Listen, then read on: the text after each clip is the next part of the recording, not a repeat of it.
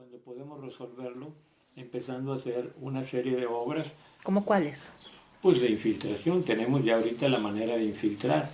Hemos estado trabajando con incluso geología de la UNAM y de acá de la Universidad del Estado de México, y hay tecnologías para infiltrar el agua, no es problema. ¿Y por qué no lo hacen, ingeniero? Porque, como le dije hace rato, a los contratistas y al gobierno en sí les interesa hacer una sola obra grandota en la que pueda haber buena cantidad de recursos para ellos, para ambas partes, y entonces y con eso se resuelve el problema.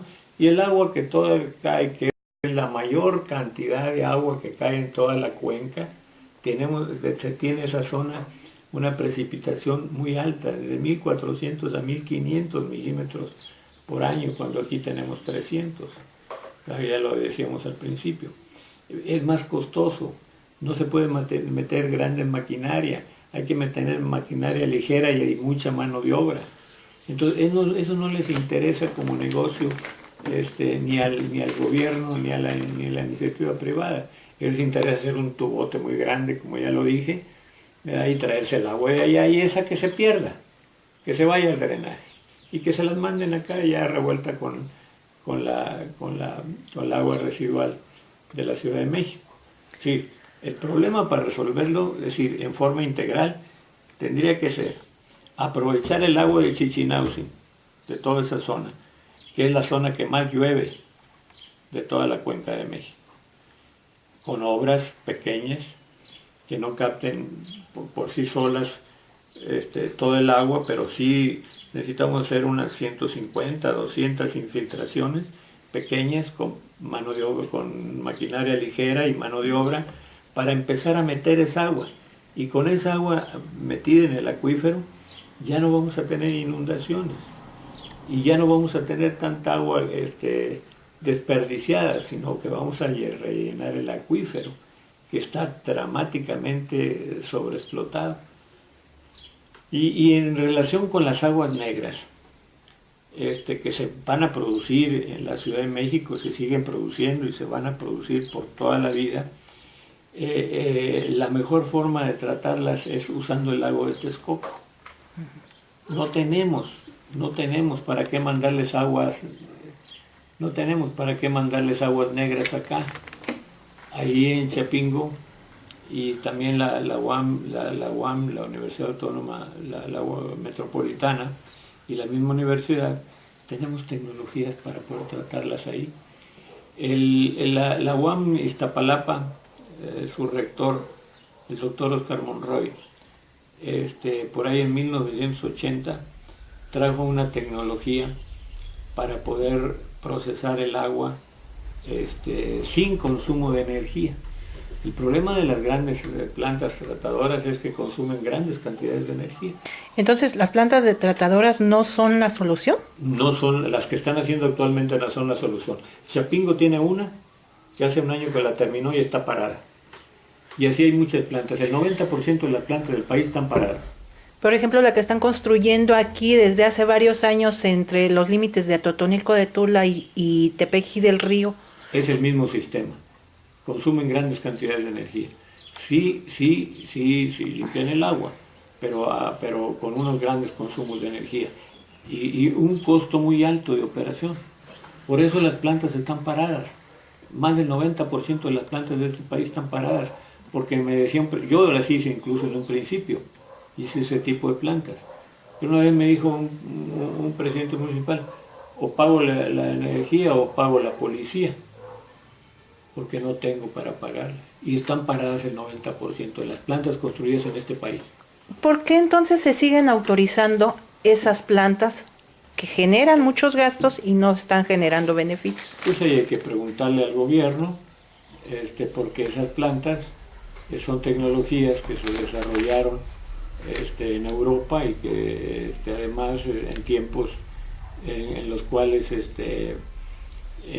no había otra alternativa. En el caso específico de México, nosotros con estas dos tecnologías Ya no podemos aplicar la tecnología de los indígenas, que era bastante buena. Aquí la historia no habla de enfermedades ni habla de problemas de contaminación, porque los indígenas manejaban muy bien el agua y la descontaminaban en los propios lagos.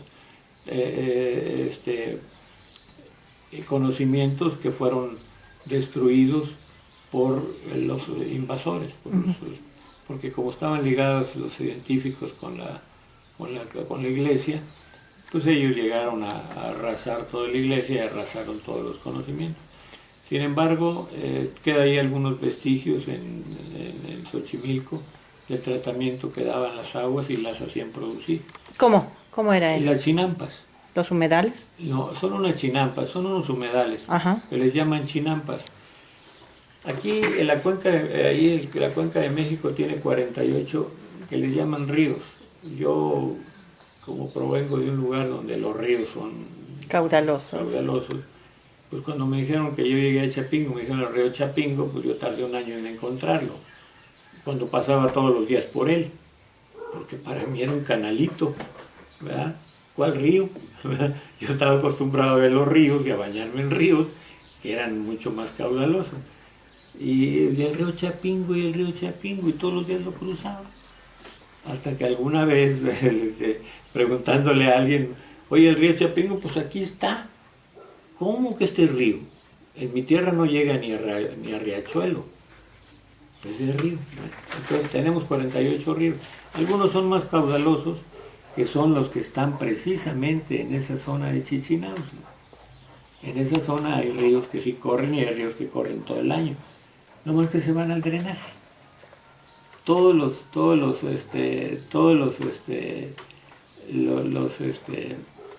ríos se van al drenaje. ¿Sería factible regresar a esa práctica que no era costosa, que lo podían hacer, o sea, lo de las chinampas, lo de los humedales? Ahorita lo de las chinampas siguen manejándola. El problema es que sacan mucha agua de ahí mismo, de Xochimilco. Hay una gran cantidad de aportación de agua para el Distrito Federal. Ahí hay muchos pozos. Eso ha hecho que las chinampas se desnivelen, ¿verdad? Entonces, aunque hay algunas chinampas que todavía están funcionando y están produciendo, pero en primer lugar no tienen el agua suficiente, porque el agua ya bajó de nivel, y entonces hay que meterle el agua tratada en la planta grande que está ahí ahí por la región. ¿En Tula pudiera ser factible?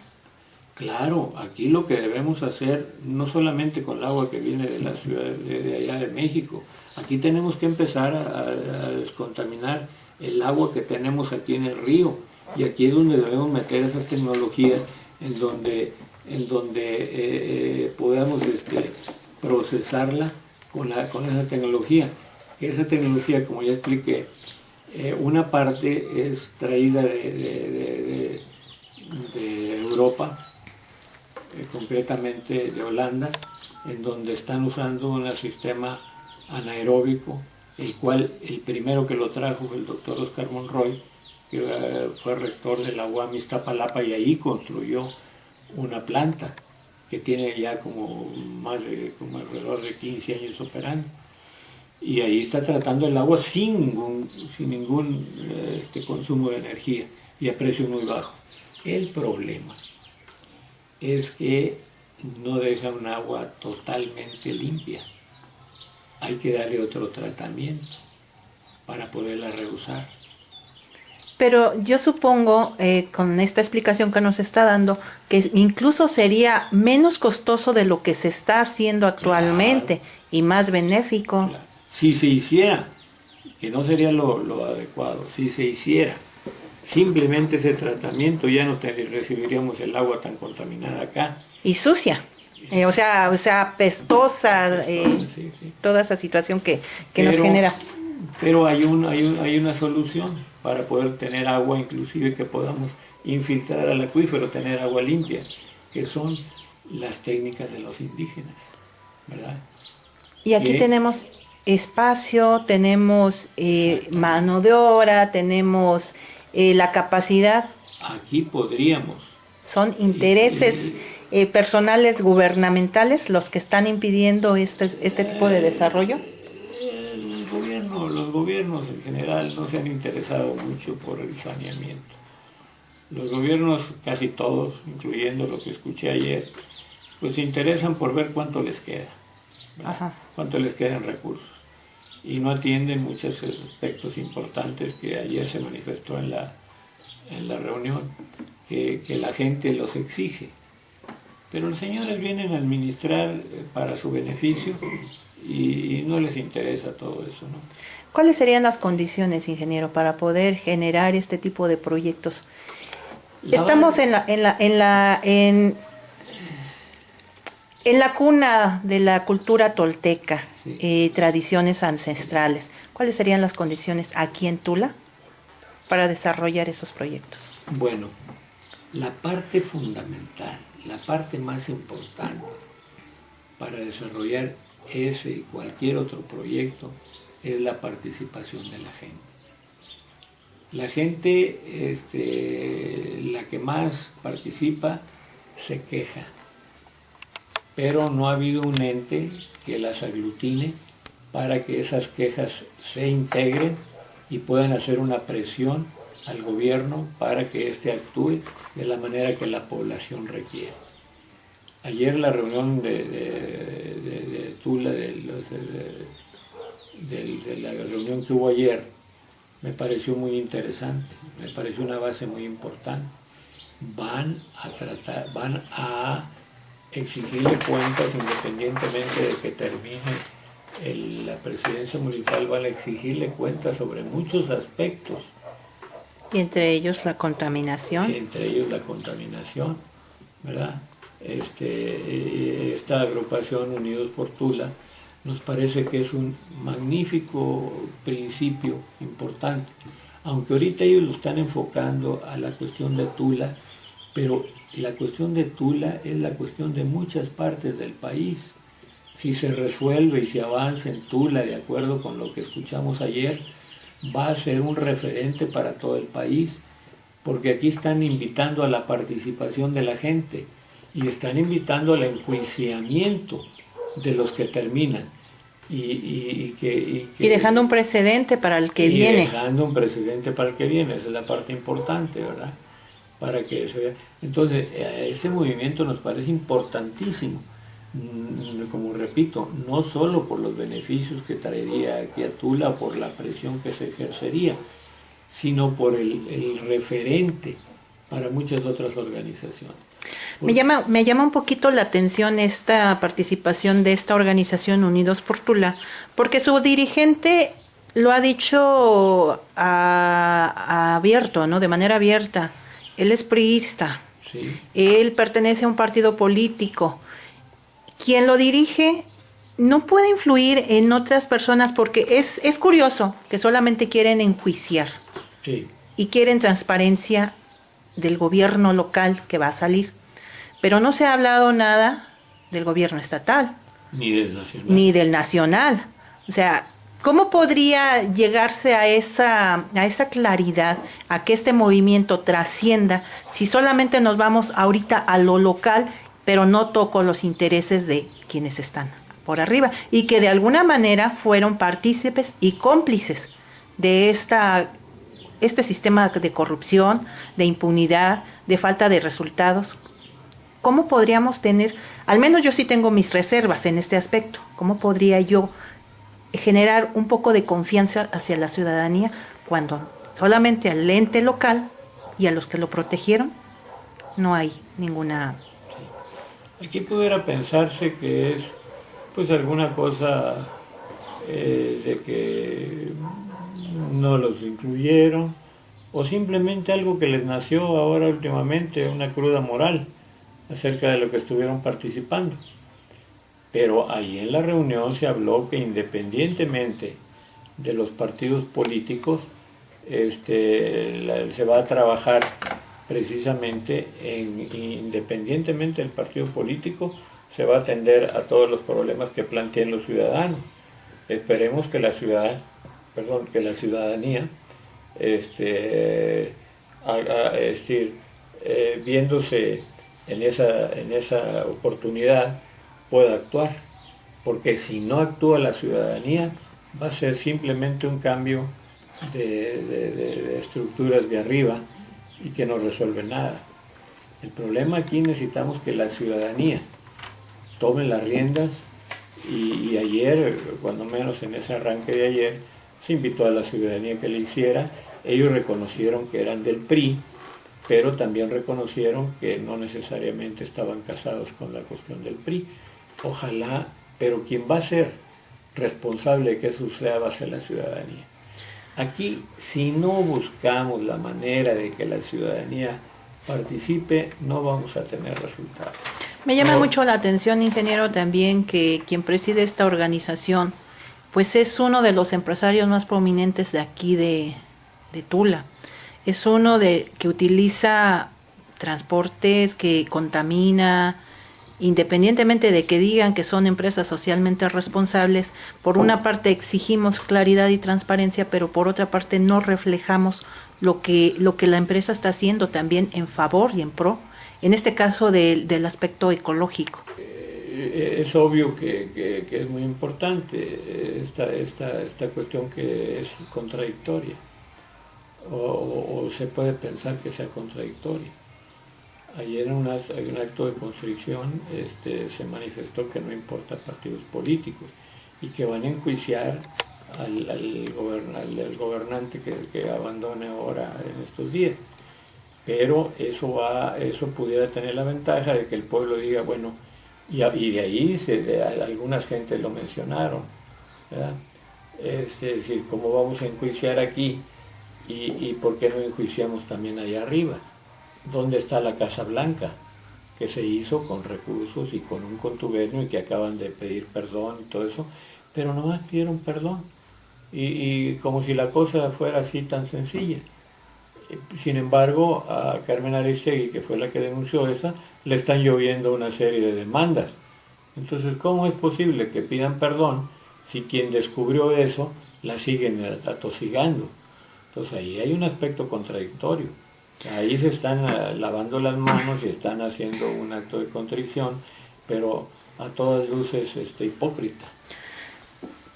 ¿Tenemos esperanza, ingeniero, aquí para cambiar los aspectos específicamente de su especialidad, los proyectos que trae para Tula? ¿Tula tiene esperanza? Bueno, nosotros creemos que la esperanza de Tula y de todo el país debe fincarse en la actividad de los ciudadanos. Si todo conlleva la participación ciudadana. Ese es el 90% del avance que podemos tener. Caso contrario a lo que hemos estado viviendo, que es el 90-95%, incluso pudiéramos decir que más, un porcentaje mayor, que es la participación del papá gobierno.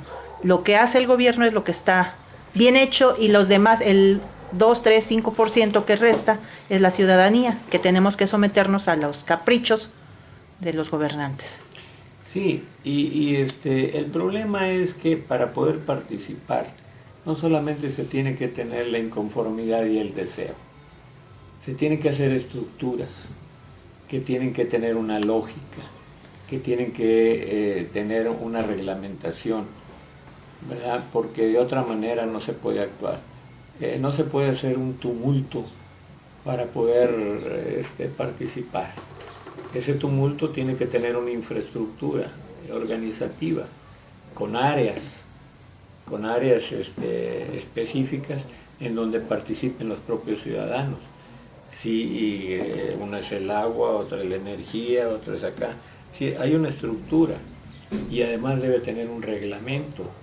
Ese es el gran problema por el que no hemos podido avanzar. A nosotros nos ha tocado desarrollar grupos sociales en los que han subsistido por 40 años, a pesar del neoliberalismo, han subsistido, pero porque han tenido que se ha llevado a cabo ese proceso.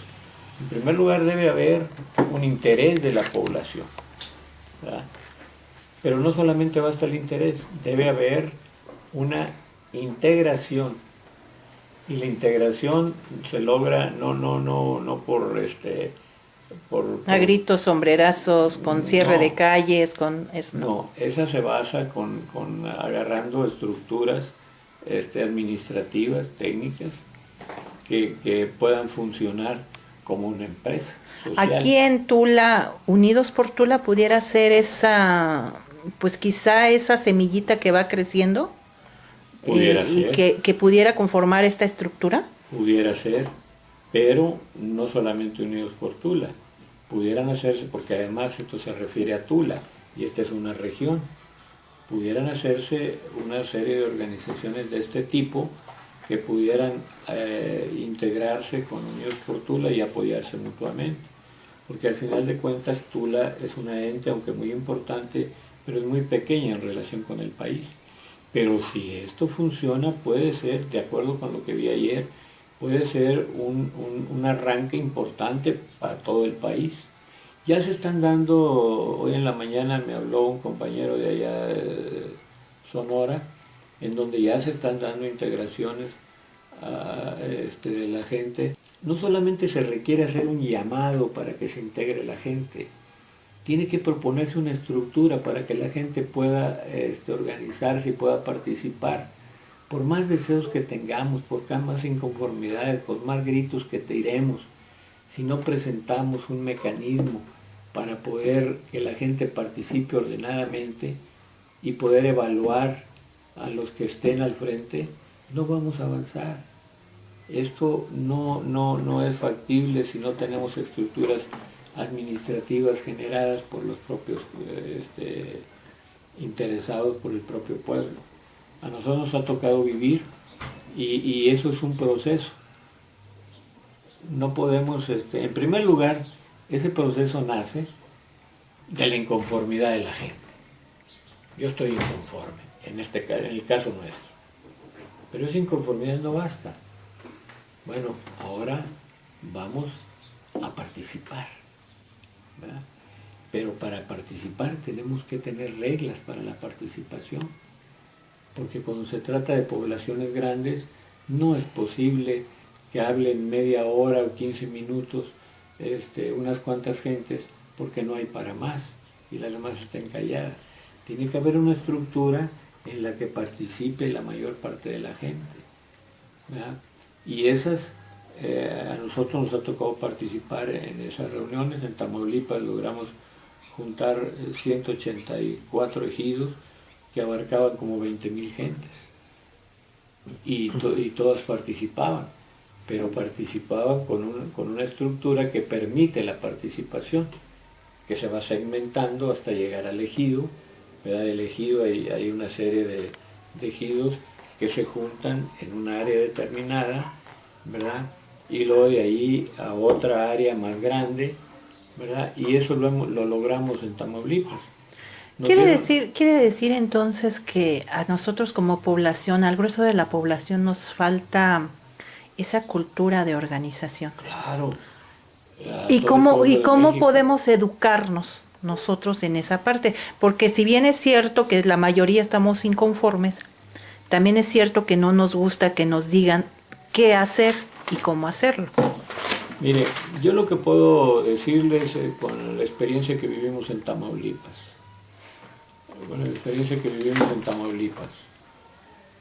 En Tamaulipas, aunque yo soy originario de ahí, ¿verdad? Yo me salí cuando me fui a Chapingo, ¿verdad?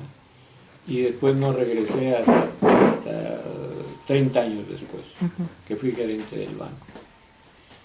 Ahí yo tenía 250 ejidos.